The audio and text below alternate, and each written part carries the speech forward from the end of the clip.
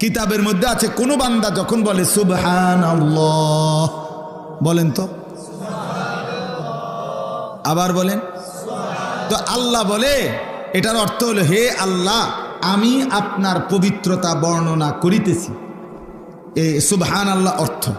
তো আল্লাহ বলে আচ্ছা মাশাআল্লাহ বান্দা তুমি আমার পবিত্রতা বর্ণনা করছো, আমি তো এমনিতেই পবিত্র, তুমি বললেও না বললেও তো ঠিক আছে, সাব্বাহতানি তুমি আমার পবিত্রতা বর্ণনা করেছো, চলো উসাব্বিহুকা আমি তোমারে পবিত্র বানিয়ে দিলাম। আলহামদুলিল্লাহ বলেন তো, আল্লাহকে আমি বললাম আল্লাহ আমি আপনার প্রশংসা করছি। আল্লাহ বলেন তুমি আমার প্রশংসা করলা, আমি তো এমনিই প্রশংসিত, যাও তোমাকেও আমি প্রশংসিত বানায় দিলাম, মানুষ তোমারে ভালো বলবে।